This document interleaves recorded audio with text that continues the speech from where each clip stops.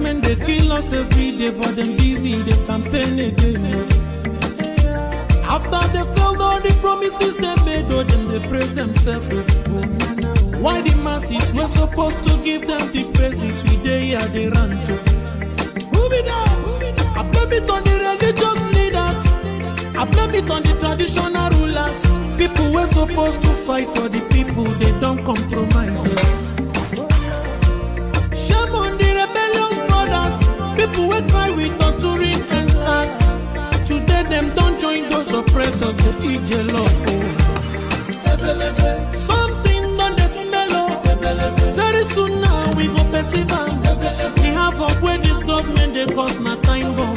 It go soon explode. Revolution they come. It is very close and they feel more. When the power of the people we triumph, the power of the people in power. They no even care, they no even send. Say the people they die of hunger. Hungry dog is an angry dog. One day you go bite the owner. Idle man is the devil workshop. Many youths for Niger no good job. And the country the youths got no future. The country is gone, that's on period. Move it down. I blame it on the judiciary leaders. I blame it on the electoral officials. People were supposed to save the nation, but they collected bribe. Shame on the armed forces. People were supposed to protect the masses. One of them they shoot us anytime they hear our voice.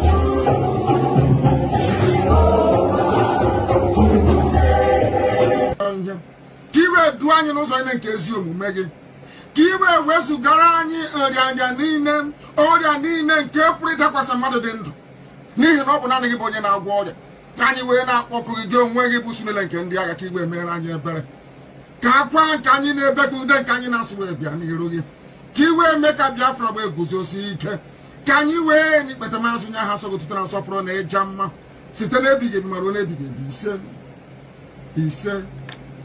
ise mma mma dịrị gị Chineke mama deregi Chineke. If I go about deliberately looking for who to disturb, who is going about deliberately looking for who to disturb? You say never go about. Then you don't need to go about. They will come. They will come for you. You don't need to go about. What did our leader say about these people? I want you to listen to Mazi Nnamdi Kanu. Say, please don't go about looking for trouble. Chai! The Shoji. Mad people everywhere. I want you to listen to Mazi Nnamdi Kanu.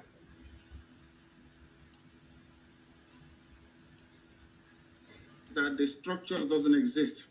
The institutions that will allow the emergence of a rather than going on now. Now, let me ask you. I know. Why don't your group put? For those who will always say, "Oh, Why don't you win election? Why don't you bring somebody who is going to win election for you? Why don't you go to national conference? Why don't you do this? Listen to what Mazi Nnamdi Kanu answered. Push for that in a place like the national conference that is going on now to get that kind of autonomy first, rather than now pushing for independence without whether Nigeria wants it or not. The fact of the matter is that the structures doesn't exist. The institutions that will allow the emergence of a democratic Biafra within a peaceful setting does not currently exist in that very place you call Nigeria. Mind you, that is the name of a river. Up north, you call them Niger, which is French. If you come down a little bit, it is called Niger, which is English. And the people that live around it are called Nigerians. The only place, or part of the only place in Black Africa where you name a people after a river. I have never seen any civilized country in the world where people are named after a river. It's never happened before. The people own the river, not the other way around. By tacitly accepting the word and the tag Nigeria, what it means is that you never had any history until Frederick Lugard came, which is a fallacy, it's an abomination, and nobody should be saying that. Coming back to what you said, there is no way we can run for office as a political party. We tried it with ABGA and it did not work. These issues were trashed out very well. Is that the people that control the levers of power within Nigeria are not politically sophisticated enough to appreciate the finer points of political discourse. In other words, that disputes resolution can best be conducted within a political setting where people are civilized. And I'm afraid to say that what I see in the zoo they call Nigeria, people are not civilized. Now, we're out of time, but let me ask you, last week, I believe, the Biafran Zionist movement claimed a responsibility for the attack at the Enugu State Government House. Are you familiar with that group, and what was the mission of that attack? I am familiar with a lot of groups. That name rings a bell. Anybody that can do anything to disrupt the present orthodoxy of governance by a group of very corrupt cabals is welcome. In that regard, I welcome what they did at Enugu, and I hope that people can come out and join us when the time comes to overthrow the very corrupt, inept old men and women in charge of that very place, because Biafra must exist. It's our right to make sure it happens. All right. While Mazi Nnamdi Kanu is not condemning any group, while Mazi Nnamdi Kanu is not condemning any group whatsoever, just like I am supporting any group at all, so long as you are fighting against Nigeria. While Mazi Nnamdi Kanu is not condemning any group, the people that claim follow him today, they say Simon Ekpa is a terrorist. Simon Ekpa is this. Simon Ekpa is that. After 10 good months of fighting Simon Ekpa, they didn't achieve anything. After 10 months of fighting Simon Ekpa, they didn't achieve anything. Yet, they are now changing tone. Simon Ekpa is a terrorist. Simon Ekpa is the leader of a non-government. Chai! This OG. And they are looking for freedom. You see, the more you blackmail me, the more you are blackmailing yourself. You think you are blackmailing me. You are blackmailing yourself. You don't know that? When the BBC came and do their nonsense disinformation, is it only Simon Ekpa that they showed his picture? Is it only Simon Ekpa? You all were there. All of you were there. You could not even defend yourself. The same Simon Ekpa you are calling all manner of names defended you there. And let me tell you, even when they mentioned Simon Ekpa, the issue they mentioned Simon Ekpa, there was not even, I can defend anything I say. All of you could not defend yourself, yet, you blackmail me. You think that when you blackmail me, when they want to call name, they call only Ekpa? All of you, your picture were there. Did you see my picture in the write-up? No. My picture was my video was hidden in the video. But all of you, your picture was there. Every day you look for Simon Ekpa, you post. Simon Ekpa is a Wapoda, Simon Ekpa is a Perima, Simon Ekpa is this. When the thing begin to happen, you think it doesn't, they will call you. And when the issue started, you could not defend yourself. You couldn't defend yourself. BBC did not say it was Simon Ekpa. BBC put your picture, all of you, as you were blackmailing Simon Ekpa, they did not say it was, they put all of your picture. So this one, they say, we are going to kill this one, we are going to kill that one. All of your picture was there, your video was there. Yet, you will wake up every day to blackmail Simon Ekpa.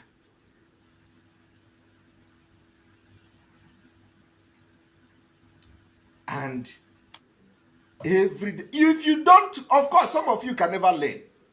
Hatred and jealousy of Simon Ekpa have beclouded the brain that you don't even have at all. I do not know when they are going to learn.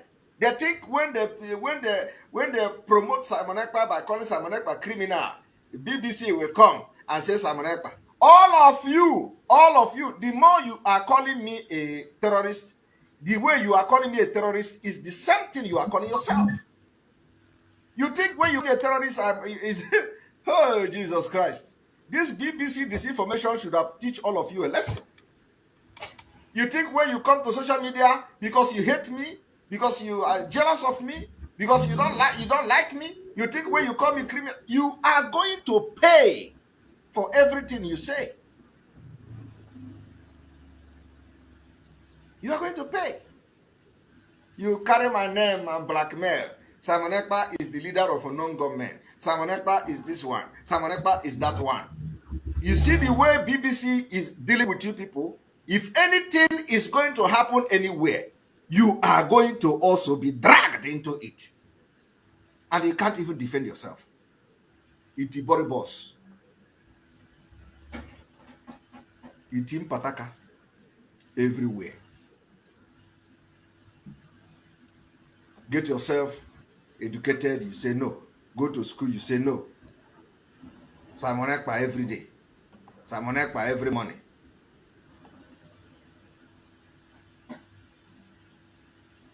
Right. Welcome. Thank you for joining us on this very program. I appreciate everyone that has connected wherever you are connecting from. Please like and share the program. Share to family and friends. Share to everyone that you can be able to reach. Get connected to them and ask them to join us. Don't just watch alone, because it is a very critical time that we are in. At this critical time, every hand must be on deck. Don't allow your hatred to make you go against your own self. Just like our Prime Minister Master Samaraka said, today, some people, because of the hatred they have for a particular person, you are going against yourself. You are going against yourself. Some people, because of the hatred they have on us, they go against their own self. Just to see that they are making points. They just want to feel like they are making points. Yes, they are doing it. They just want to feel somehow important. And for that, they go against themselves, thinking that it's against us. No. Even in my platform, some people come to my platform, they attack me because of what I say, because I don't speak the way they want me to speak. They come, they cock their gun, they want to shoot because they are waiting for me to say something, and they will carry it to go and say, this is what he said. Your hatred has made you can't even fight for the Biafra anymore. You are not even fighting for Biafra. You are only waiting for your brother to make mistake, your sister to say something, and you carry it and run. You should be ashamed of yourself. As you join us, share the program. Share even to our enemies.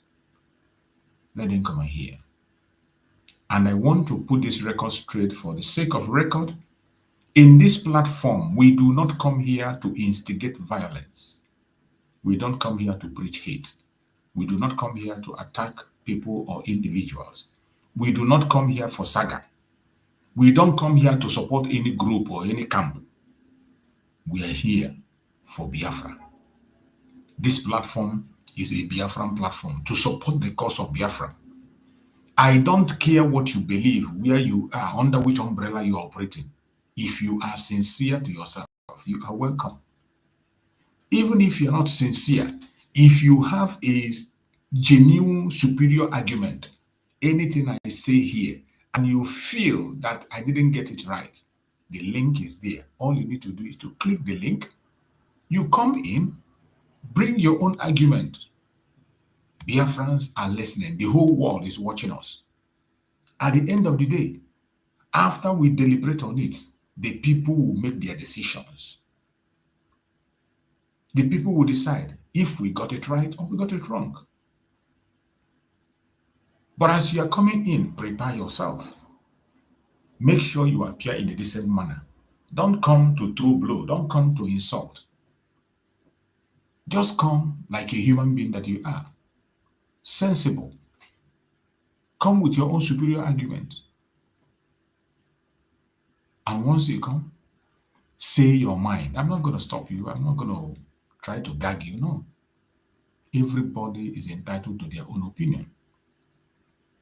You are entitled to your opinion. I'm entitled to my own opinion. So whatever you feel you want to say, however you want to say it, feel free. Feel free. Come and air your own opinion. That is why I am here in this platform. That is what this platform starts for. I built this platform on sincerity, on my own personal view, and I give opportunity for others to express their own personal view. Don't come here to give me other people's view or tell me what Okeke and Okafor said. No. The only people I introduce in this very platform are our leaders who have laid the foundation for us. Mazi Nnamdi Kanu, Mazi Simon Ekpa, because we have seen their work. So I get messages from them. I play their messages to remind you so that you don't forget. Because every one of us claim that we are following them. Every one of us, even when we are doing wrong, we claim we are following Mazi Nnamdi Kanu, we are following Mazi Simon Ekpa. Even when we know that we are not anywhere near them, we still claim we are following them. So that is why it is essential that each time I come, I bring a clip from their program and I play to help you make your decisions. My fellow Biafrans, we don't come for saga. We don't come for propaganda or blackmail. We don't come here to build a strong man or a strong woman. All we do is to build that institution Biafra, to present Biafra to the world and tell the world what is happening in Biafra land, to expose the Zoological Republic and their evil. That is what we do, and that is what we will continue to do. We come here to tell the world about the atrocities of the Janjaweed in Biafran territory, the evil they are perpetrating in our land. We come here to expose it and make sure they don't hide it. We tell the world exactly what is going on in Biafran territory. The secret war they are fighting us, that has been going on for many, many years. The secret war that Mazi Simon Ekpa exposed that make them to get mad, get scared, and they plan their evil to take him away. That same thing we are going to do to make sure that that revelation of Mazi Simon Ekpa continues.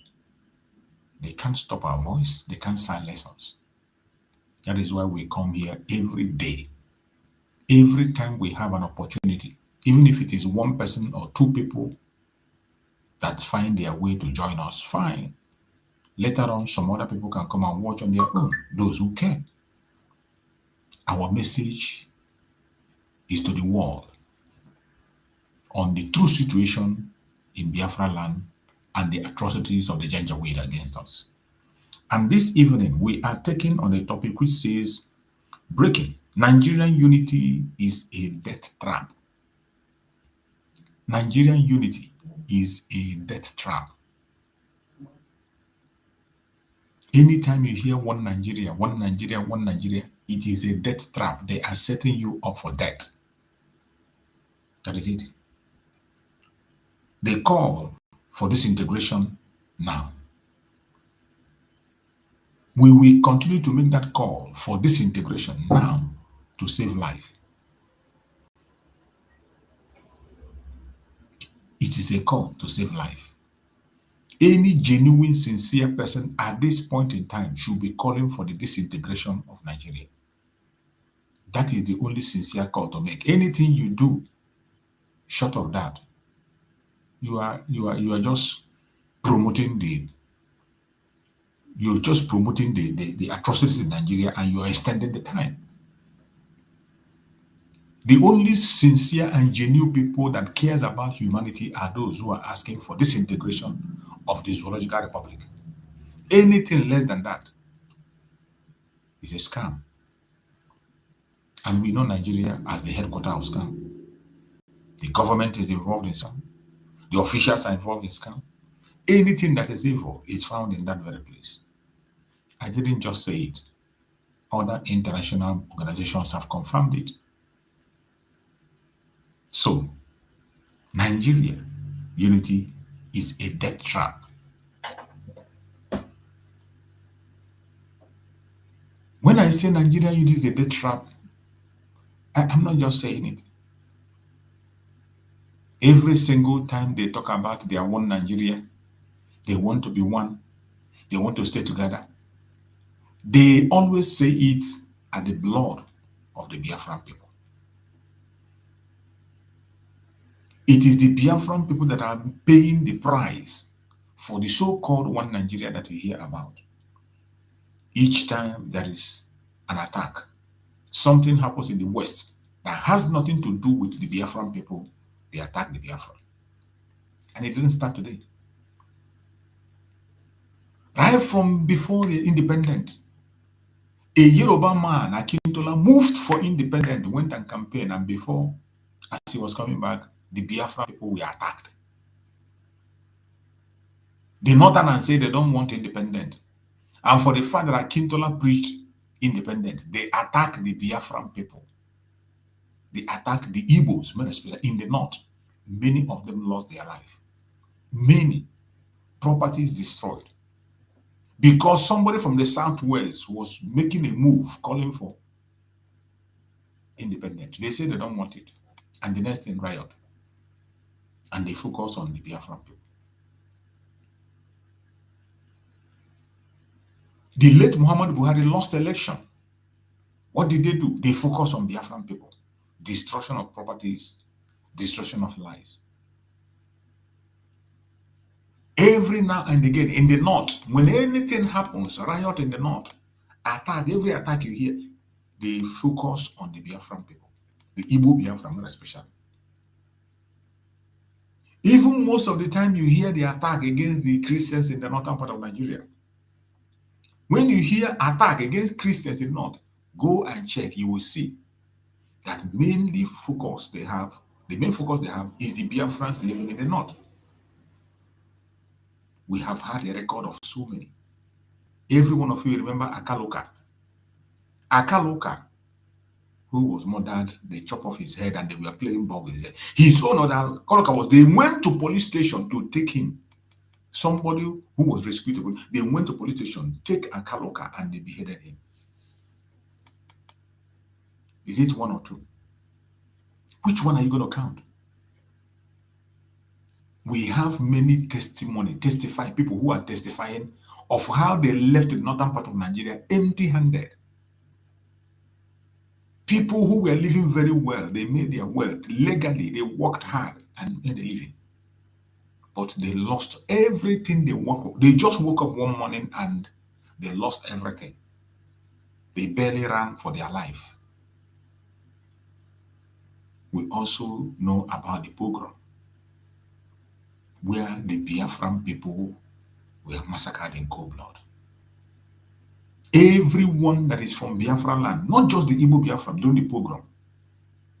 In the morning, I played the video of the son of Philip Effiong. Son of Philip Effiong confirm how people were murdered during that program. His own father, Philip Effiong, General Philip Effiong, narrowly escaped. A narrow escape, he narrowly escaped death. And he ran back home, Biafra, which is the only place he can find refuge. The son of General Effiong mentioned many other people who were murdered simply because they are from Biafra land.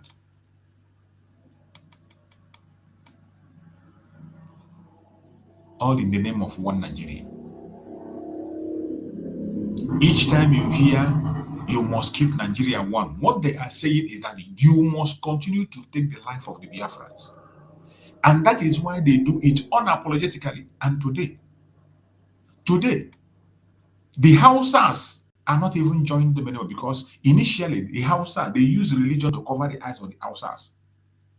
Initially, when it becomes this riot, you see the Hausa will join them. The next thing, they attack the property. But these days, the Hausas, their eyes are open. The Hausas cannot join them in any riot against the Biafrans anymore in the north.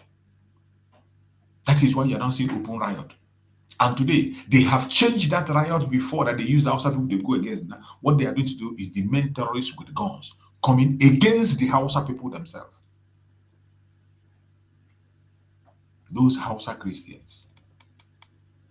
You go to southern Kaduna. Southern Kaduna is almost deserted. Nobody is even reporting what is happening in southern Kaduna again.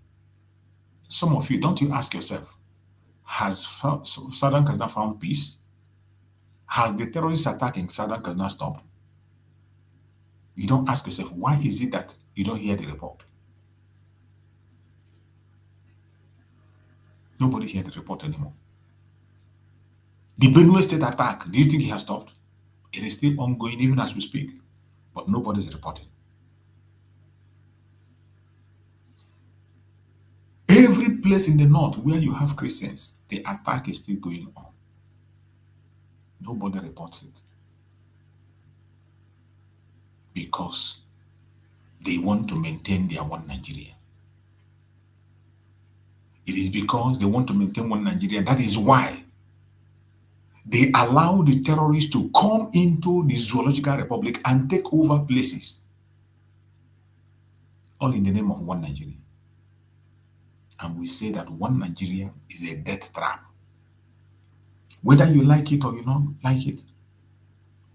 When you hear unity, we are one Nigeria. The unity of Nigeria is a death trap.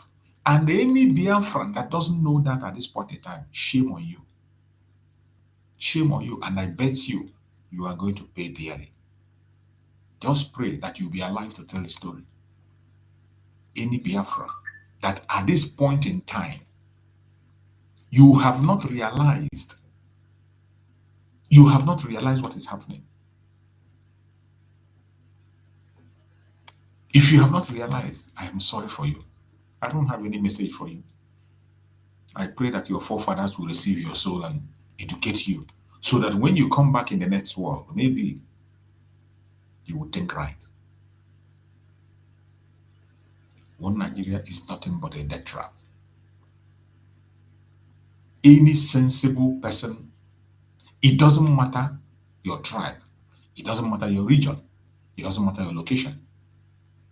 Anybody that is reasonable, wherever you are, at this point in time, when you hear one Nigeria, you're supposed to be on your feet running. When you hear one Nigeria, you're supposed to be running, and when you are running, your leg will be touching your head. The shedding of blood that is happening today, all in the name of keeping Nigeria. Insecurity from north to south, from south to east, from east to west, everywhere occupied by terrorism. The government itself is in charge of creating insecurity wherever they see that it looks like the place is calm and secure. They deploy their terrorists in uniform to go and destabilize the place in the name of one Nigeria. just to create impression and force you, that forceful hold on people that you must be part of the zoo. They continue to force people together. They continue to force people to hold people on. As they continue to force people.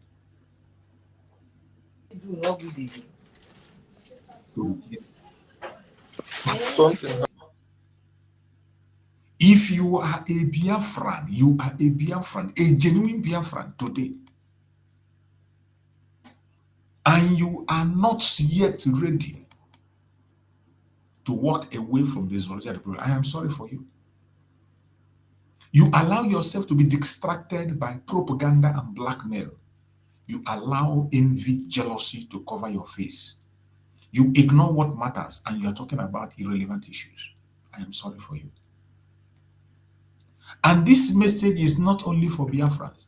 Anybody that is in that zoological republic, it doesn't matter your tribe, it doesn't matter your religion, it does not matter your orientation, and you find yourself in that zoological republic, every indigenous person, if you are an indigenous person in Nigeria, the only thing you have to do now is to begin to cry for disintegration. Add your voice. We have been talking about it for a long time.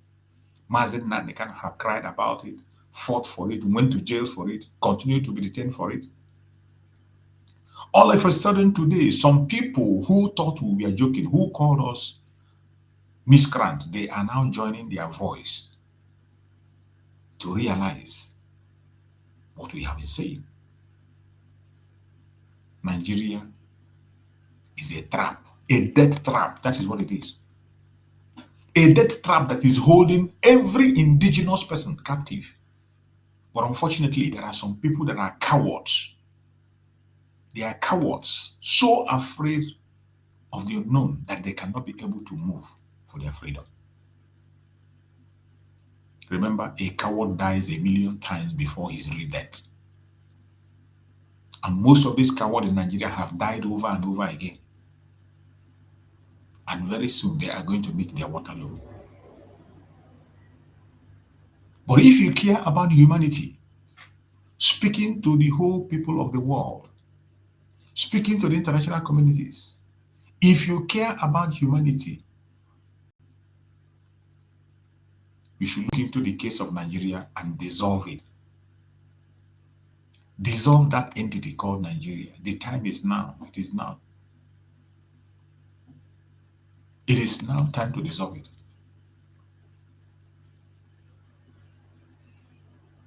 We are going to continue to speak the truth about Nigeria. We are going to continue to speak that truth they fear to hear, that thing they don't want to hear. That truth the Zoological Republic don't want anybody to hear. We will continue to speak it anytime we have an opportunity. For as long as we are alive, except there is no life again, we are not breathing anymore. Except we don't have a platform, just like they are caging our platform, they are trying to block us and make sure people don't see our videos. And I don't care. So long I have a platform where I will come and speak, I will come. Whether somebody is watching or not, I will come and speak. The air that we breathe will bear me witness that I spoke. And the gods of the land will stand and fight for us. One Nigeria is a scam, a very big one that must end. And anybody that cares about humanity should begin to focus on Nigeria, how to end this atrocity. We have believed the lie of unity for a long time. Unity that does not exist anywhere. They continue to push this lie and propaganda, and people continue to listen and believe them. That is sad. But unfortunately, not anymore. Not anymore. We have seen where it has brought us. The innocent are languishing in jail, while the fraudulent ones are outside walking around and rejoicing. The criminals are celebrating, while the innocent are mourning. That is what Nigeria produces. Today, Mazen Nandekano, who everybody is mentioning about his revelations and what he has said. I can tell you that 95% of what Mazen Nandekano said has come to pass. They have all been confirmed to be truth. That is why today, even the enemies of Mazen Nandekano cannot hold back but praise him. But in the midst of that, we know that the West are not happy. That is why they stood against Master Simon Ekpa, who is holding the banner, who is blowing the light, who was screaming, and revealing the atrocities of the Zoological Republic. Their evil agenda, the way they want to destroy the world. And the fight we are fighting is not just about us, the Biafran people. It has a lot to do. It has a lot to do with the Zoological Republic too. It is not about us. It has a lot to do with every other ethnic group, including the West. Everything we are doing is to save life. It is not just to save the life of the Biafran people. It is also to save the West. The fight we are fighting today, the battle we are embarking in, is also to save the West. But they will continue to pretend. They will continue to ignore. But no matter how they pretend, the truth must come to light. And we will make sure that the truth is revealed. And that is our duty here. Our duty is to always expose the truth. That truth they don't want you to hear. That truth they don't want anybody to speak. We will continue to speak it. That truth that made them to remove Master Simon Ekpa so that he cannot be speaking. So that Master Simon cannot be bringing that war, that jihad war they are presenting and bringing against Nigeria. The secret they are trying to hand over the terrorists, hand over Nigeria to the terrorists. Master Simon Ekpa exposed it and they can't bear it. They took him away. But we will not allow them to silence his voice. That is why we come here today. And we will continue to come. To bring those messages that Master Simon Ekpa have preached. Those revelations we are revising. Even if you have not heard it before, I know of us have a very short memory. Many of us, we have a very short memory. We hardly remember. So we will be going back to bring back all those informations. We will throw it back at you so that you remember. These were the informations Master Simon was delivering, and they said it was inciting. Something that the conventional media refused to do, that they are supposed to do. International media refused to do, that they are supposed to do. Every single information we say is based on facts, videos that are coming from even the conventional media. But nobody wants to take an action. They want a genocidal act to complete before now they will come and act. No, they want to confirm that yes, genocide has been. They want millions of Biafrans again to lose their life. Only then and then they will not confirm, oh, there is genocide in Biafra land, it must stop now. But now that it is time of prevention, they are not making any attempt to prevent genocide from happening. No government in the world is taking a step to prevent this genocide, to stop it. They want to wait until when it is completed, cycle is completed. Then they will now complain. Just like they did in Rwanda. They were watching why the Rwanda issue was coming out. Gradually. They waited until thousands of people lost their life. Only then they came in. The same thing happened in Kosovo. They waited until millions lost their lives. In so many other places, they will always wait until when there is a massive loss of life before they will come in. But in the case of Biafra, we will not wait. Mazen Nandekano said, we are not going to wait until that. Just like our brother Cyprian Ekwensi said during the time of the Civil War, When he was interviewed, Cyprian Ekwensi said, what was happening is genocide. You want us to wait to fold our hands and tie our hands at the back and millions will die before you will now come and confirm the genocide. You want the Biafrans to wait until when they are all exterminated, then you come and write a book about genocide on them. You write a book about them on genocide. But at the time of prevention, you're not preventing it. Genocide is already going on.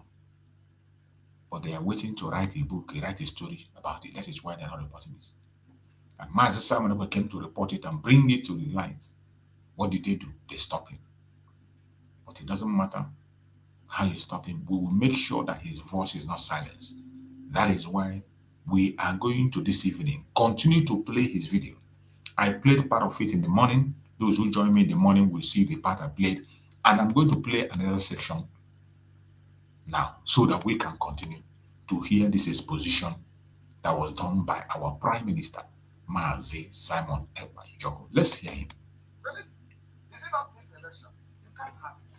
You can never ever conduct the election again with Biafra territory. We can never validate you again. That is what is going on. Deploy all those security, deploy everything to Biafra. Biafra have decided to leave and they are going to declare Biafra very soon. Once we declare it, so declare, bring them. I was thinking that you are going to approve 5 million bring to Biafra land. All the 2,000, 3,000, where are they? Where are they? You will deploy 1,000. 1,000 military have been drafted to the southeast. 2,000 have been drafted to the southeast. 3,000 have been drafted to the southeast. In addition to the Bubago, where are they? Where are they? The secret war is on. And all you do is to go and bomb markets, bomb the villages where you have innocent people. If these people, you bomb their market. So I thought you have men. Why are you deploying technology? Are you tired of fighting? You are tired of fighting? You want to go into robot? Bring robot. We deploy our own to counter your robot. We have Biafran scientists too. And believe me, they are not sleeping. We are going to drag everybody into this war. Everybody, from the governors to all of you, we are going to drag all of you and you must pay the price of killing Biafrans. My own, as a messenger of Biafran people, is to come here and say message according to the way it is. That is so good. We are not scared of you. We are not scared of anybody. This war, we are going to fight in finish.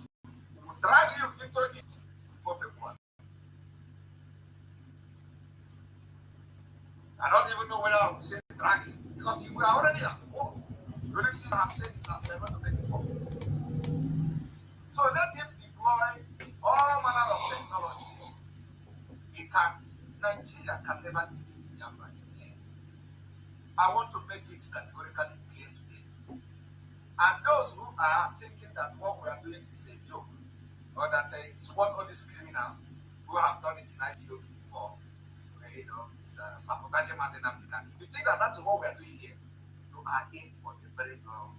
Believe me. Nigeria can never defeat Biafra again. Not, you can never. In 2023, it is not 5 years' time, it is not even 2 years' time. We are going to finish this thing. You see this thing that our father started in 1960, we'll finish it. You see all the prediction, Nigeria will break out, this one, it is all this prediction, and it is a fight for survival. Record me, cut it, send it to ICC, send it to UN, send it to everywhere. This fight, I know my right, and I am fighting it with everything in me. And you can't stop me. You can't. You can't. After the fall of Kabul, you were on this program and you correctly forecast that the Taliban knew where Al-Qaeda's leader was inside Afghanistan. So I'm wondering what your thought is about where the emerging terror threat is now. So one of the major affiliates of Al Qaeda is called Al Qaeda in the Indian subcontinent. The leader of that group, the deputy of that group, and the top recruiter of that group are today in Afghanistan. So Al Qaeda is a problem that needs to be watched in Afghanistan. The bigger problem in Afghanistan at the moment is ISIS. And ISIS almost weekly attacks inside Afghanistan. The biggest worry is that they are increasingly recruiting from neighboring countries.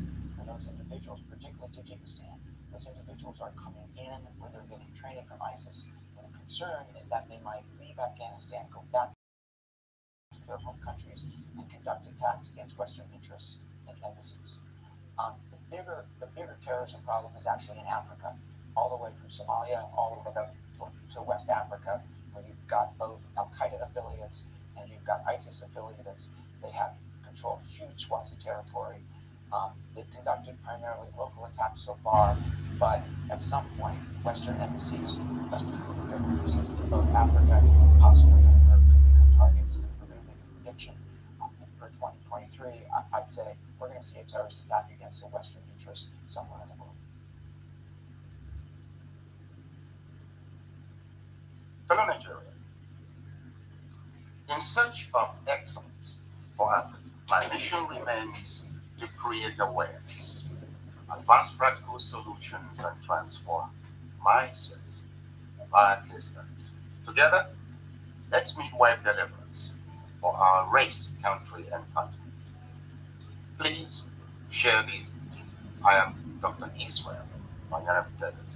Thank you. In 2001, US-led forces overthrew the Taliban-led Afghan government following the 9/11 attacks led by the Al-Qaeda leader Osama bin Laden.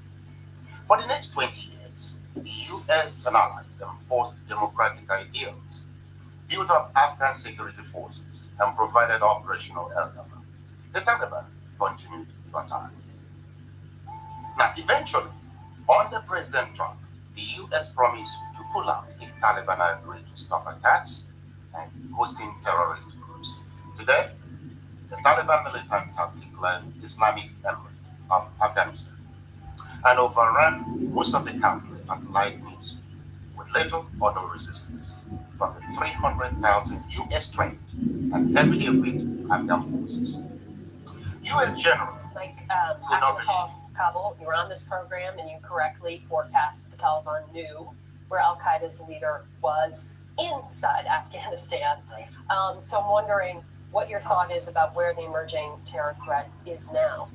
So one of the major affiliates of Al Qaeda is called Al Qaeda in the Indian subcontinent. The leader of that group, the deputy of that group, and the top recruiter of that group are today in Afghanistan. So Al Qaeda is a problem that needs to be watched in Afghanistan. The bigger problem in Afghanistan at the moment is ISIS. And ISIS, almost weekly attacks inside Afghanistan. There'll be many postmortems on this topic, but right now, it's not that time.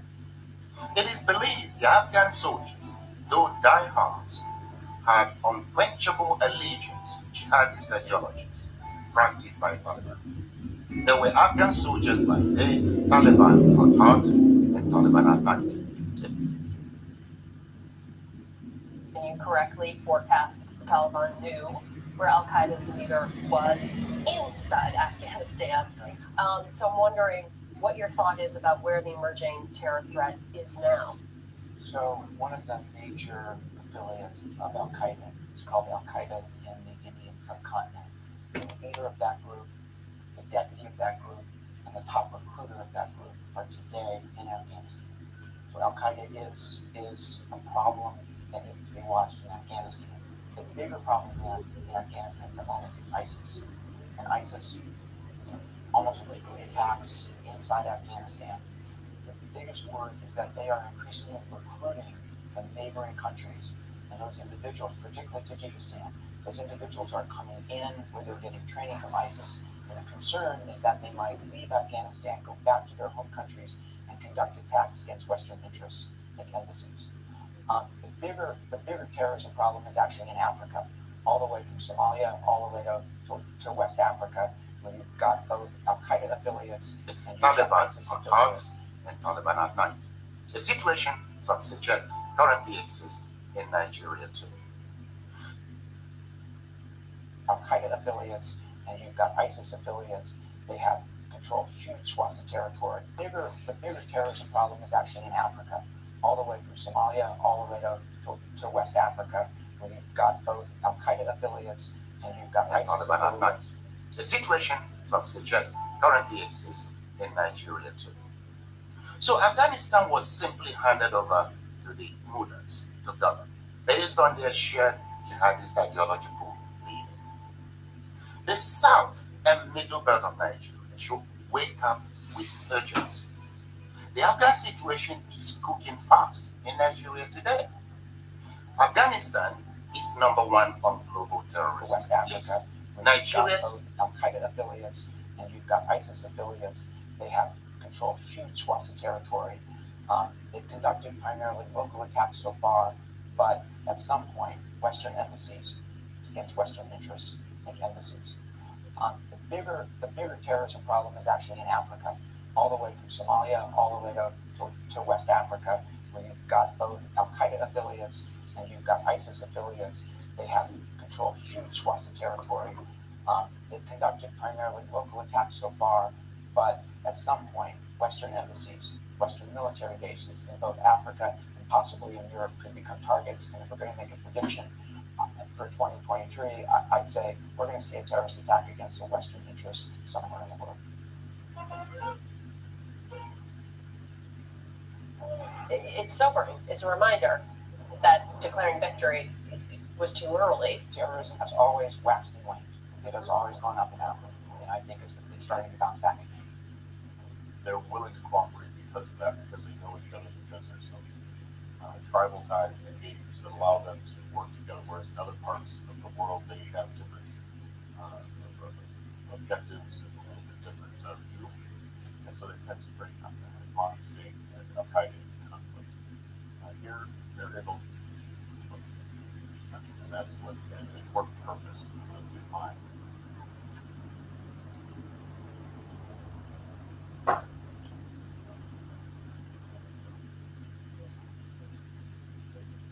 think long term, we don't know when this will happen, but long term they want to establish themselves, they want to establish their government. They are willing, we know they have not only the desire, but the will to attack the United States and what. So if we don't help them, if we're unable to disrupt their efforts, and you give them that saving, give them the opportunity to develop their external operations, to develop their capabilities. Then you combine that with what I believe they're trying to find a source of reliable income that they can establish that through either kidnap or ransom, what they're doing now. They can get access to the gold mines that are from the region, and then they can start accessing the smuggling networks that run north to south from the Gulf of Guinea up to the Mediterranean that have been there for centuries. And if they can start to co-opt those and use that for a reliable source of income, you've got the ingredients for something that could be quite bad.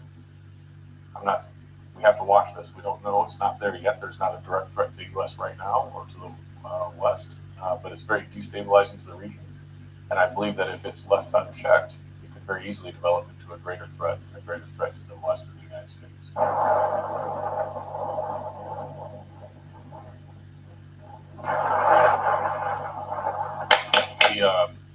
We see that this has been very deliberate. So they've been working on this for a while. So they have gone out, they being Al-Qaeda affiliates, and others, to engage with key leaders in key locations and start to recruit early. And then that allows them to see the ground. And so as they then move to areas, they have some presence already. And we know they're active throughout the region. Al-Qaeda's been active here since pre-9/11. They've obviously moved to Afghanistan. They're coming back to this region. And I think they've got quite a network that we just don't have the visibility on. So there's more underneath the surface than many real things. They're able to do that. I think the other piece of what moves so quickly is there's some big people that feel isolated, separated from the government. We have to work on governance. Al Qaeda, whether we agree with it or not, brings some level of justice to many of these areas, and some level of services that aren't provided by central governments. And they provide some representation to people who are minority groups that are not, they don't feel part of the larger communities such as the Fulani or the Tuareg. And so you put that together, and it creates conditions that allow them to rapidly move.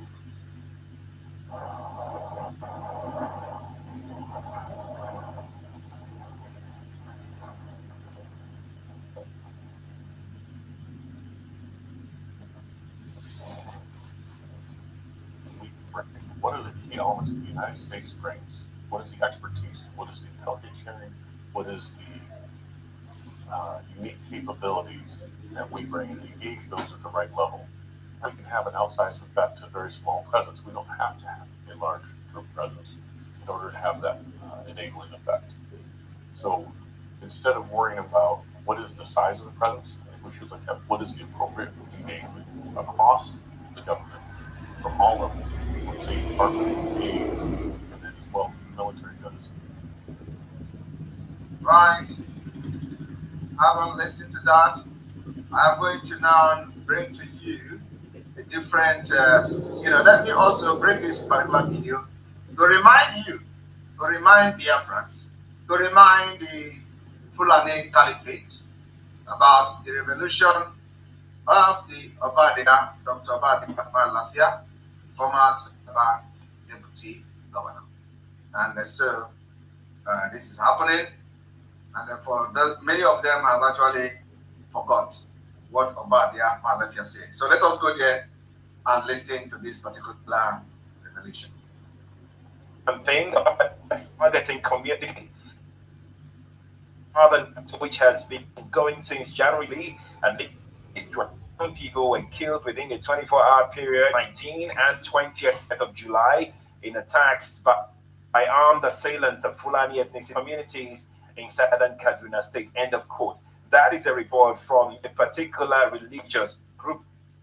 So it shows the kind of coloration the crisis in southern Kaduna, has taken. So many of them. A statement by President Muhammadu Buhari's media aide, Garba Shehu, about 3 weeks ago, to be precise, July 21st, came out condemning the attacks. It was made known to the public, and he said the statement reads, "Problem in southern Kaduna is an evil combination. Of politically motivated banditry, revenge, killings, and mutual violence by criminal gangs acting on ethnic and religious grounds." So you see what I'm saying now? So many angles. Let's get down to business this morning. And let me bring up Dr. Obadiah Lafia, former Deputy Governor, Central Bank of Nigeria. He's also an astute politician. He joins me, a stakeholder from Southern Kaduna, joins me this morning on Skype. Dr. Obadiah, a very lovely morning to you. Well, hello, good morning to our listeners, and good morning to you. It's a great honor and pleasure to be here. It's good to have you, sir. Let's get down to business, really. Can you give us a brief chronicle of how it all started in Southern Kaduna? You're a stakeholder there. Just a brief chronicling of how the entire thing started, the crisis in Southern Kaduna. Well, thank you so very much again. Let me just set my cards on the table. I was born in a small, beautiful village called Randa, it's a mission settlement, ancient village in southern Kaduna, in Sanga local government, to be precise. It lies at the tip. As the colonization and Islamization of Nigeria continues, when we talk, they tell you to come to Nigeria. This man talked and they assassinated him. He talked and they killed him. So whenever you want to talk, they will tell you to come to Nigeria and talk, because that is their killing ground. And that is why some of us who have found ourselves in so many places in exile can fight this particular terrorist government from exile. We are going to fight our freedom from exile. And we are going to get this freedom from exile. When we started this whole thing, we told the people that we will bring Biafra from diaspora. Some people did not know what we saw. You didn't know what we have seen then.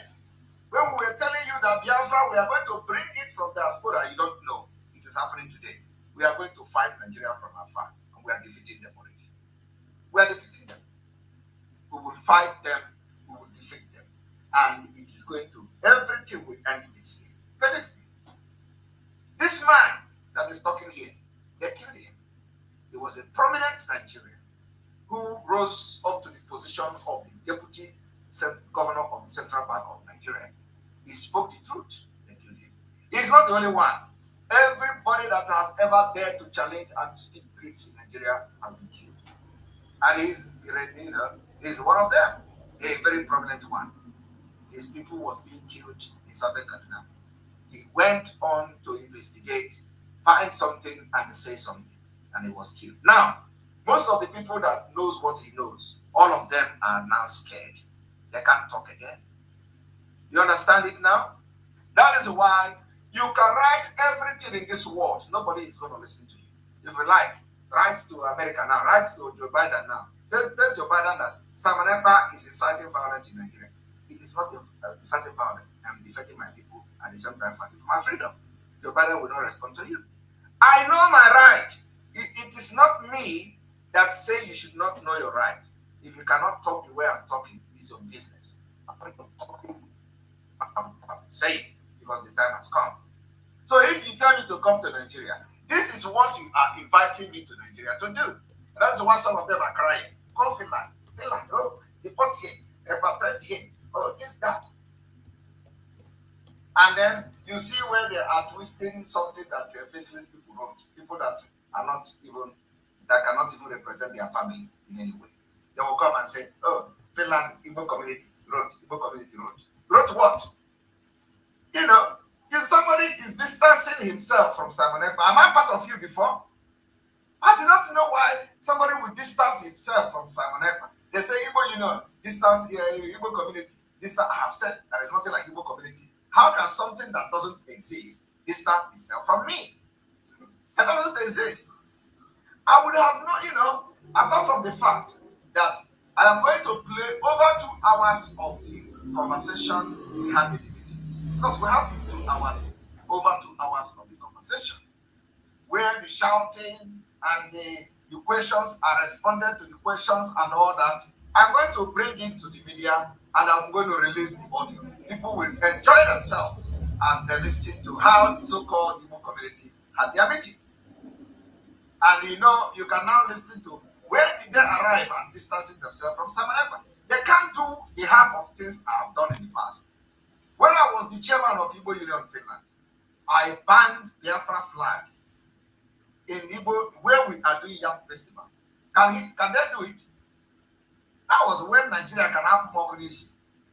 I banned Biafra flag from, all these people you see today that are, all these criminals. I said, you don't dare bring Biafra flag to where Igbo people are doing Yam Festival. And nobody dare do that. Some of them that are writing this thing today were part of those who decided not to come to Igbo Union Yam Festival because of, I said, Biafra flag must not be brought to the hall. Some of them that are shouting, Obi. They were the one who were fighting me. That I said, why should I say they should not bring Biafra flag? They were doing Biafra then. I was one Nigerian. So, when I look at all these things, I have been there. If I am Biafra today, fighting for Biafra, which is the right thing to do, who are those people? Have they served Nigeria like me? Who knows them in Nigeria? What have they done for Nigeria? They have done nothing. I have served Nigeria. I have served immigration, Nigeria immigration. I have served Nigeria immigration. How many of you know that? You don't know now. It's only the one I tell you know. As you see me, I have served Nigerian immigration in sport. So what have they done for Nigeria? These people have done nothing. They have suffered. They have absolutely contributed absolutely nothing to Nigeria. So what do they know about Nigeria? They have, so when I look at these people, you want to say, you distance yourself from someone. I have done worse than you. I have done worse. Because I was the only person that banned Biafra flag from entering Igbo Union via visa in Finland. So if you come and say you distance yourself, it is not up to what I have done. But what is Samanaka today? I am here fighting for Biafra because that is the right thing to do. So when you hear them say, oh, when the report came, we look at his report from Finland. If you don't want this like this criminal in Kuwait, they call Mohammed Abbas. Oh, if you look at the report we get from Finland, it is bad. It is this, it is that. And then they don't know. Some people knows that when Mazen Abdikano was protesting in the street of London for Nigeria. So somebody will come today and tell me, tell them, when you hear them say some Igbo community, that is nothing like Igbo community, tell them, I was the only history of Igbo Union. I don't think it has happened anywhere in the world. I was the only person in the history of Igbo Union that banned the Biafra flag from entering where Igbo people are celebrating something. I want you to show me any person that have done it anywhere in the world. I did it. It is not like bragging, but it is what has happened for history to happen. If there is no event, there will be no history. All these things will go down in the history of Biafra. So what can they do? What is it that somebody is going to do today that I have not done even worse than that? But that is not even the problem. The problem is that when you have a meeting with somebody and the meeting is supposed to be a secret, it's supposed to remain secret. But because they have released a statement that is not the agreement of the people that were part of the meeting, we are going to release the pictures of everybody that we can lay our hand on. Those who were part of the meeting, all your pictures will be on social media. I am going to make sure that in these 2 hours of voice, I will put all your pictures there so that Biafra can know who you are. Because all of you are faceless. Nobody knows who is Inow. Nobody knows who is Obi West. Nobody knows all the people that were part of that meeting. Your faces, except I don't have access to your picture, and your picture will not be there. I will put your picture for Biafra people on ground to know you. That is what I'm going to do. So you think you are fighting Samaneko? You are not fighting Samaneko. You are fighting against Biafra people. And many of them are back home. All your pictures will be there so that Nigeria will praise you and give you an award for releasing a stupid statement without logo, without address, ordinary paper. And then they are going to see Finland. You can imagine a whole Finland.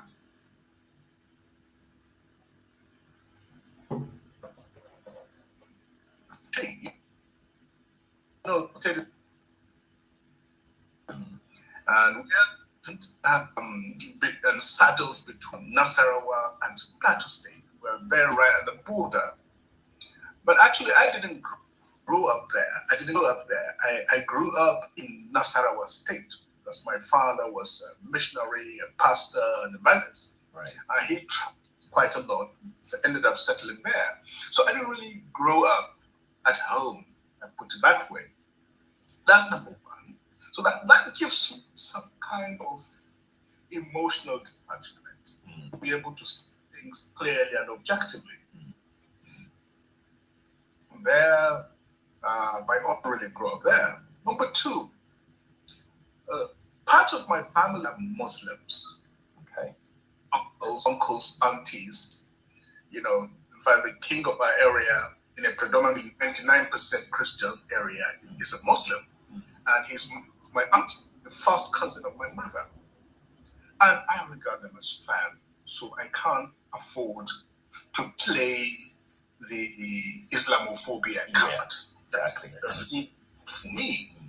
So I'm clear that it gives me a objective perspective from which to analyze what is happening.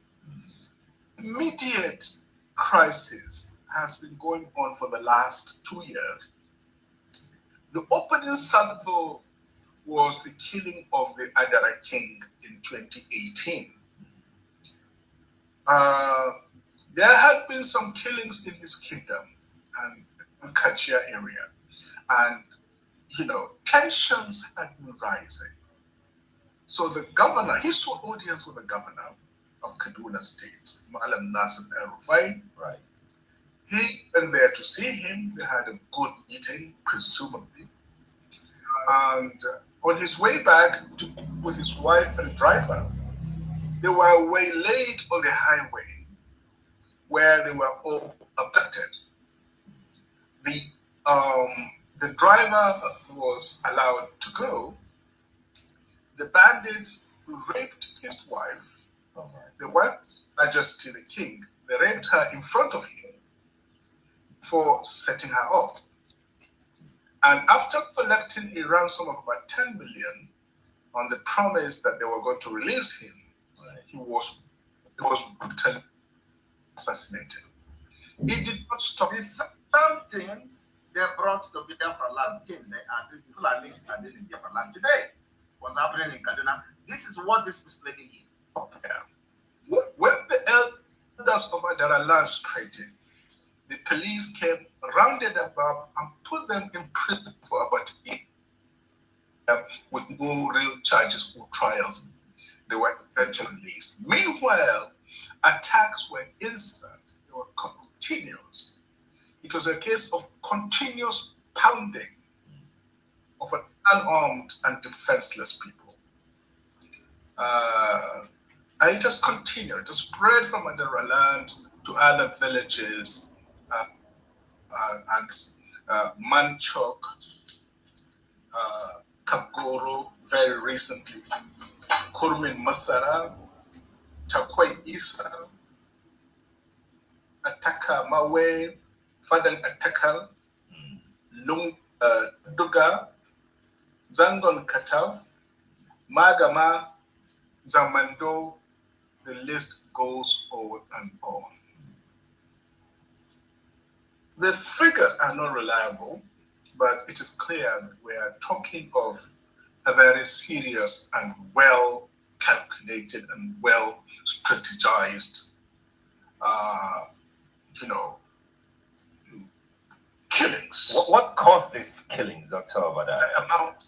That amount to genocide. What could have caused this? What could have caused these particular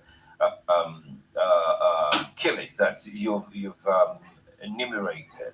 What is the cause? Do you have an idea?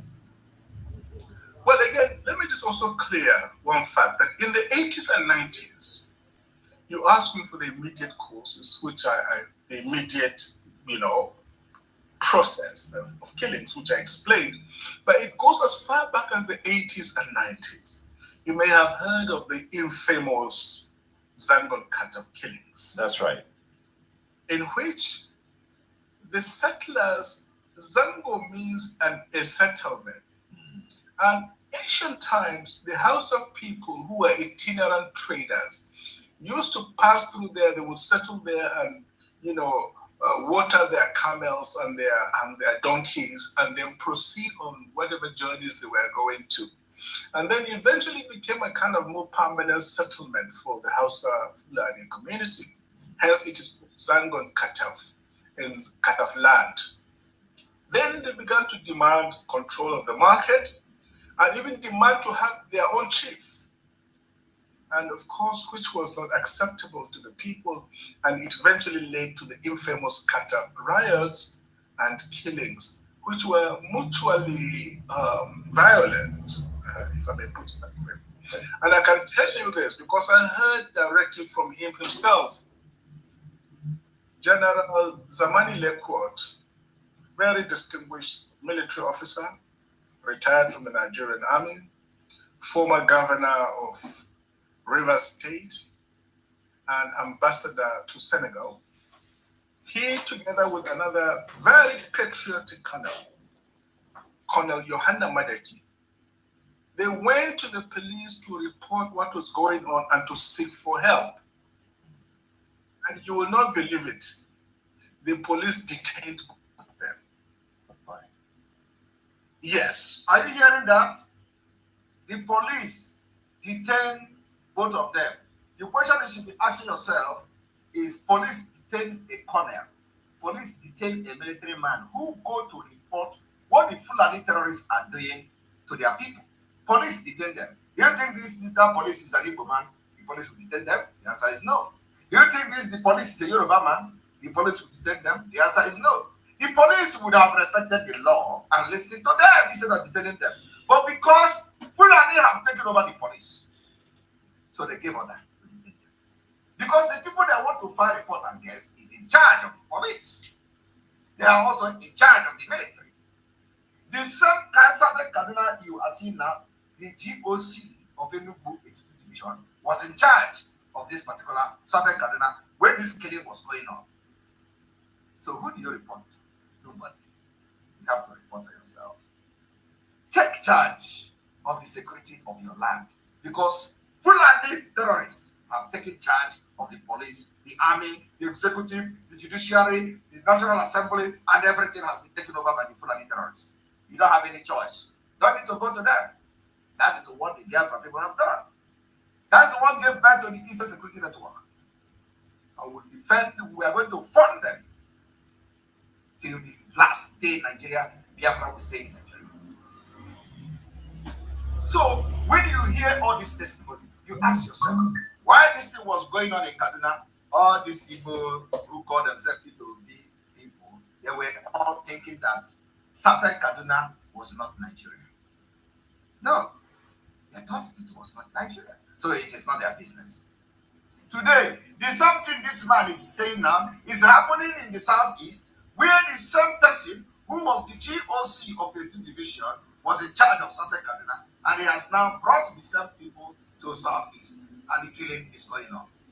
They now begin to write against Samonepa, because Samonepa say Biafra must come this year. Do you understand it? Because they follow who is protecting them. First, when Buhari entered as a rock, he brought all of them from all other African countries. Now, when Buhari began to appoint other leaders of the Fulani terrorists, any place they appoint them, this or that one will drag them there. So now they have dragged them into southeast because of the GOC of 18 Division, who came to give shelter to the massacre in Hamufu. He did not only give shelter, he ordered the military to burn houses, and they burnt about 100. Over 100 houses were burned in Hamufu by military, not the Fulani, by military. Ask yourself, who are these people protecting? Who are these military working for?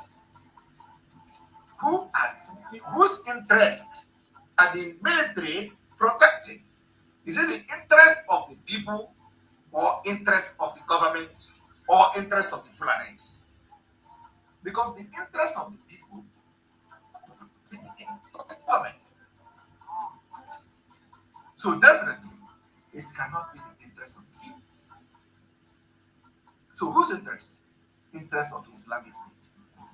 Because the people that came to Hamufu to kill were actually, their main motive is to kill and evict the people from Hamufu. So they couldn't do it. Military have to come and do it by themselves. Do you see it? Do you hear that people that came to report about the Fulani invasion was detained by police? Who is the Fulani? Oh my goodness. This is happening in Biafra land today. And they thought that, where is this coming from? This cannot happen in Nigeria. It happened in Southern Kaduna, but they didn't pay attention because it was not coming from them. When it was happening in Southern Kaduna, everybody was deaf. Nobody was hearing it. Only thing we see on social media is that the other day they have lied 100 bodies and they are giving the mass burial.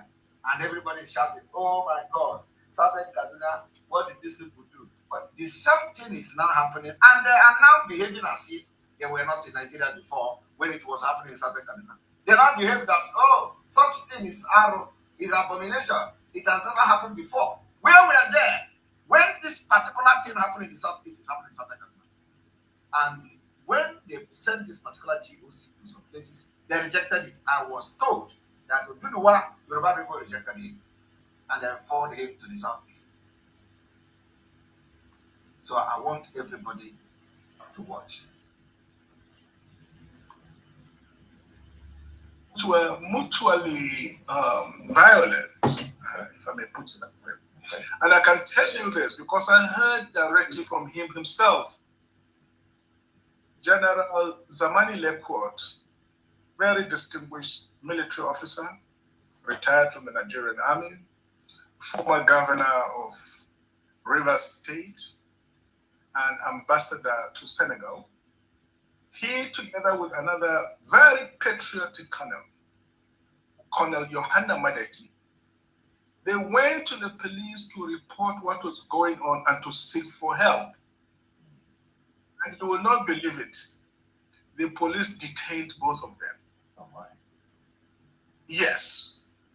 Now, General Zamani Lekot is a highly principled officer, very patriotic.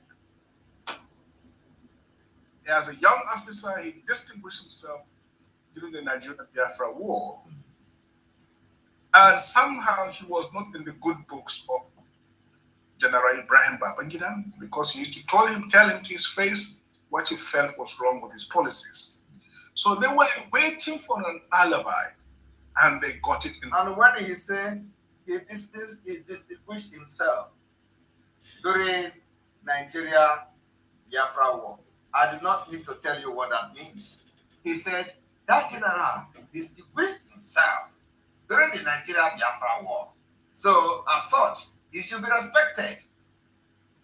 And you need to know what that distinguishing himself during Nigeria Biafra War means, because he fought against Biafra.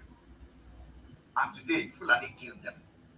Not only that Fulani killed them, they also humiliated him by locking him up, detaining him on top of the killing of his people. That is the price you pay for fighting against Biafra. Today, all of them are regretting why they fought. That is why this year, when we drag them into this war, everybody will fight against whoever they want to fight against. You think they will come and back and fight against Fulani or fight for Fulani? It's never going to happen. We will drag everybody into this war. We will drag Otom into this war. We will drag, other groups that are not part of it. Everybody will fight this war together. Believe me, it is not going to be what you see that time. This time around is different. Southern Kaduna will fight also.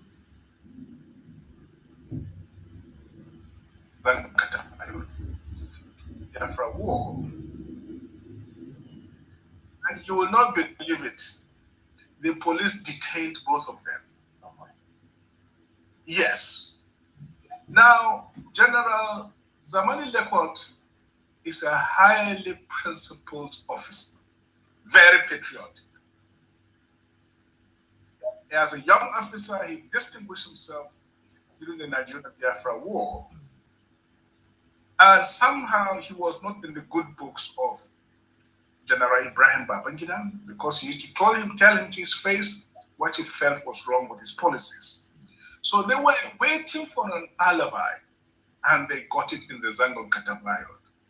So they arrested him, detained him, created a kangaroo court, and tried him. In the end, even the judge said that his hands were tied, as it were. Convicted him and sentenced him to death. I am here. General Zamani Lekot has explained to me himself what they did to him. For reporting Fulani, they sentenced him to death.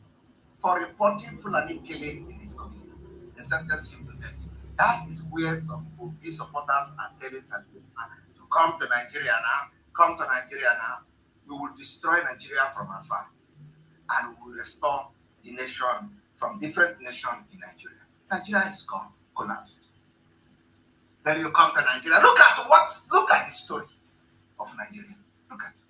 Listen to it. If a man who served as a former governor, a military officer who fought and distinguished himself during the Biafra War, can be treated like this for reporting terrorists in his community. Who are you? Who are you? Even that time, Fulani has not taken over everywhere. So who are you? That is why we are not bothered of what this nonsense you are writing. That's why we are not bothered of all this propaganda, all this news media. You are all inside the bottle, caged. So we are not moved by what you write.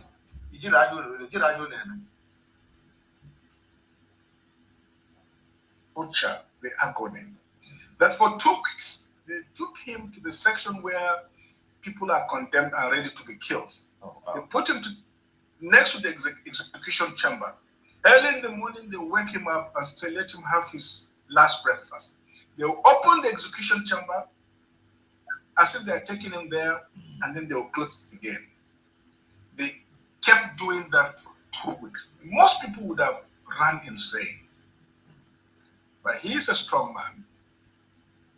He became toughened psychologically, endured it until the outcry of the public dissuaded the Babangida administration from committing murder. So, Zanman Katab, and in the 90s, they came to my local government, which is Sanga local government, during all this Sharia palaver. Okay.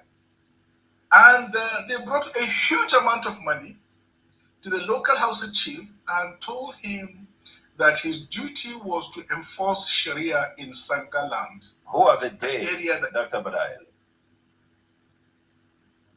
the military administration of that time, together with some foreign jihadist interests, they had a huge amount of money in Gwentu. Please take this record it is extremely important. Yeah.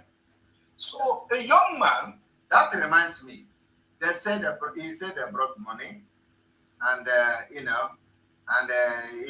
they should follow jihadist interest and all that. I want to show you people that it is also happening as I speak. We were told that in Enugu, they gathered some men and they promised them money. They asked them to leave and abandon Biafra struggle. They asked them to abandon Biafra struggle, and I'm going to put here. They said they should abandon Biafra struggle, that they are going to be paying them salary. That is it. Now tell me, how can salary be the solution for your own freedom? I want you, look at these people you see on the screen. These are people that are fighting for Biafra. They went to Enugu. They said they want to go and they collect amnesty. Have you seen where a freedom fighter is collecting amnesty? I don't know whether they are fighting for freedom or they are fighting for resource control. I do not know the kind of resource they were fighting to control in any ways. But look at them. They want to collect salary. They gathered them. They say, come. Lay down your weapon, stop agitating, we'll be paying you salary every month. What these idiots that you see here now, of course, they are not many. What these idiots don't know is that when they are paying this salary, it will just last for a while. And then the person that will change the salary will come. And Nigeria have happened to them. They never receive that salary again. Now they gather them. Tell them, come. We are going to be paying you salary every month. So leave Biafra. And some of them will accept it. Some of them will not accept it. And that is why Mazin Nandikano said they will pay you money. They will promise you even to buy your house in Dubai. They will promise you everything, but you can't stop this Biafra from coming. You can't stop this Biafra from coming. Tell the people in Enugu, the few of them, not all of them. But there is one thing I want all of us to understand this very evening. We are facing a very formidable array of enemies, both external and within. And we are going to overcome each and every one of these obstacles. That I can assure you. That they may know that the God we worship is an invisible God, not a God that was wrought by the hands of men. For we do not worship idol, and we can never ever worship idol. Is impossible. This very family, this IPOB, belongs to the Most High. And that is how it's going to be until Biafra comes and beyond, to eternity. This evening, I want to place it on record that our enemies are intensifying their attack against us. from every corner. I am not saying this as lamentation or complaint. I am only trying to prepare our people for what is to come. You are being prepared for what is to come. The time has come to separate the chaff from the wheat itself. Our march is very, very near. The enemies are trembling, they are quaking, they are doing all they can to try to stop us. But they have failed very woefully, and they will continue to fail. But I want to tell you that we are getting attacks from everywhere all over the world. And very soon, they will buy over some of you. They bought them. Some of you, they will buy some of you over. The spirit of Obad, Yasika, and Ifajuna are stealing some of you. When the time comes, they will buy you over. I am not doing this program tonight to ask all of you to be strong. I am doing it to remind you, not that if they succeed in buying you over, you're not going to stop what you're doing. You can't.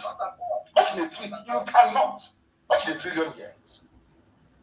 But I need you to appreciate one very simple fact. That at the end of this very race, everybody will testify that indeed the same God of Israel, of Abraham, Isaac, and Jacob, the same God of Inaguleri, the same God of Umweri, the same God of Oraim, the same God of Oweri, the same God of Arojuku. Not to be known by the true God, one true God. You will know that indeed, not only is he omnipotent, but that same God is the owner of this very agitation. No human being can stop it. We have enemies, and we need to be very, very careful, both within and without. Very, very careful. The next 2 weeks will be very pivotal. Next 2 weeks will be very, very important in the life, or should I say, in this very mission that we have embarked upon. The devil will do everything. And you are going to watch spectacularly how we are going to destroy and shame the enemy. That at the end, every glory and adoration will belong to God and not to man. Now let us go and tell you what is happening that some of you do not understand. I want those of you who are hardcore, those who were chosen before you were born. There were some people who were chosen before they were born to agitate for Biafra restoration. This is a message for you. Those who, from their mother's womb, they were born to do this very work. You must be very, very strong. Because Biafra will open the eyes of black people all over the world. Because Biafra will mean that blacks from America, blacks from the Caribbean, from Southern America, they will all flood into Africa. It will be like the time that Yeshua was born. Biafra is like a light, a beacon. They will follow it. They will say, let us go and see what is happening there. That is what these no-colonialists do not want. They don't want Biafra to come. I am telling our people so they understand the mountains. I didn't say one mountain. The mountains in front of us that we need to overcome. And for us to overcome it, we need to be very strong mentally, mental strength. Just like when you're doing anything in life, and it appears as if you are being buffeted from everywhere.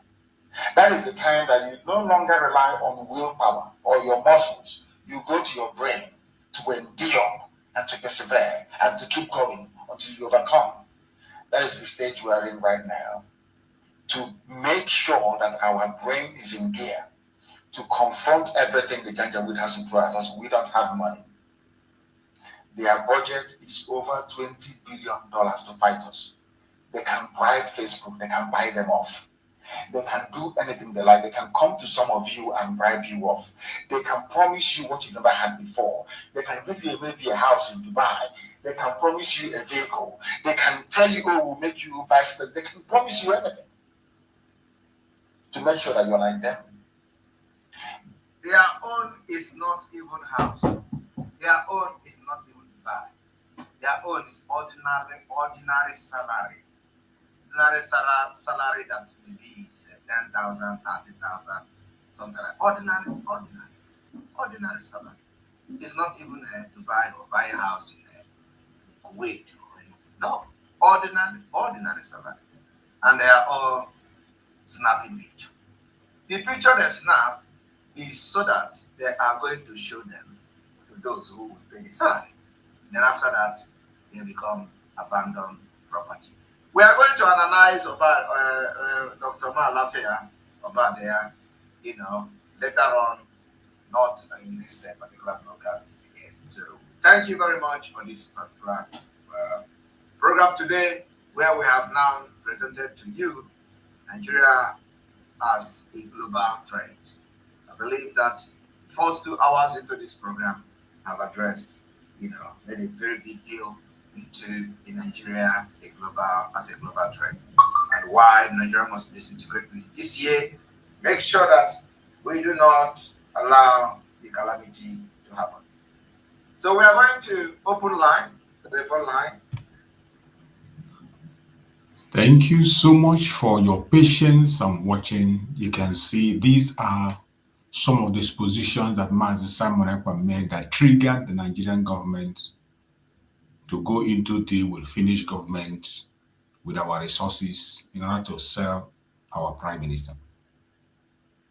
These are the messages that he preached, where he exposed the evil of Nigeria, the evil of the caliphate in Nigeria, the evil of the Fulanis, and how they are planning to take over. A massive exposition of the evil.